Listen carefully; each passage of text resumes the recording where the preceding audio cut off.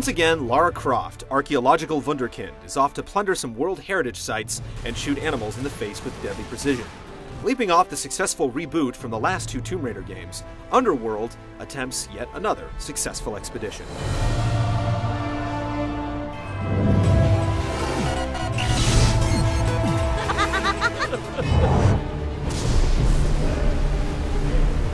Miss Croft's story starts with a bang, with her mansion being blown up.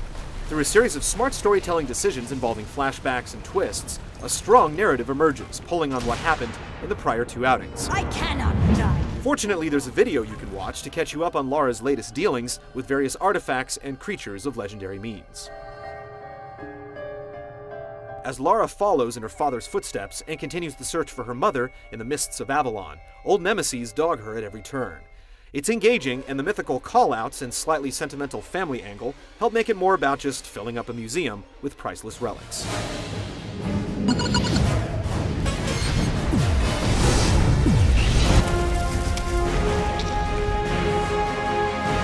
Not that much has been tweaked from the recent iterations.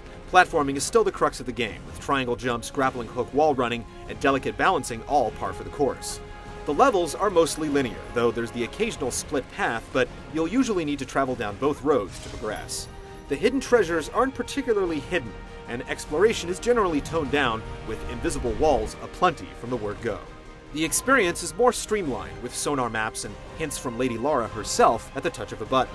It looks like there's a door below the waterline.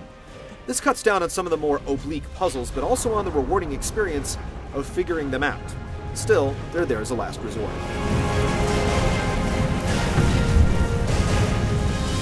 The leaps of daring and ancient Mayan brain teasers are interrupted on occasion with a bit of gunplay. They've added adrenaline meters to slow down time and removed QuickTime events, but combat is still a lot of circle strafing.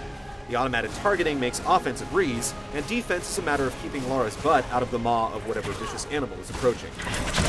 The enemy AI is basically non-existent, and while there's no real cover system, you can use this strafe and lock-on to pop out and trade lead. There's some variety in the weapons, but with infinite ammo on the dual pistols and plenty of health packs, Lara goes guns blazing akimbo most of the time. Tomb Raider Underworld is exactly what you expect it to be, a typical action-adventure that's equal parts platforming, puzzle-solving, and gunplay, but fails to innovate in any way.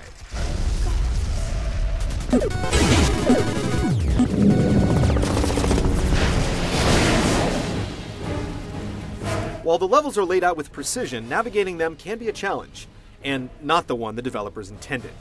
To be fair, the majority of the time things are fine, but the camera can go rogue, making it difficult to make jumps, or even notice jumps.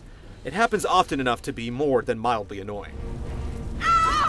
The puzzles are pretty clever, but they're solved the same way every time. Combat is mindlessly easy, but trading lead with human enemies can be a chore if you don't have any sticky grenades. The developers have been championing the hand-to-hand stuff, but it's pointless to use it when there's so much ammo. Killer! The tried and true does get a little boost with mythical artifacts like Thor's Gauntlet, which allows the petite Lara to move some very, very large objects. This, along with portable rods, lends some cerebral muscle to the platforming by allowing you to build your own path. Some underwater adventuring and a stint on a motorcycle add some variety, but for the most part it's the same pattern. You make some jumps, engage in mediocre combat, and then think on a puzzle for a bit.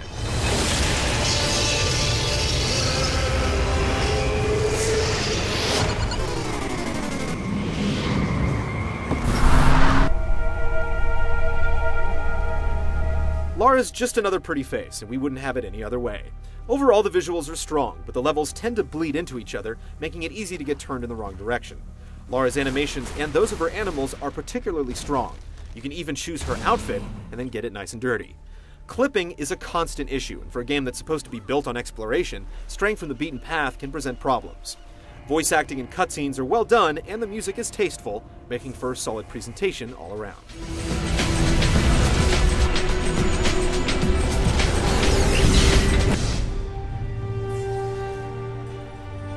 Tomb Raider Underworld feels like a stopgap platforming adventure. It's much better than the Bile released under her name last generation, but it still manages to feel a few years behind.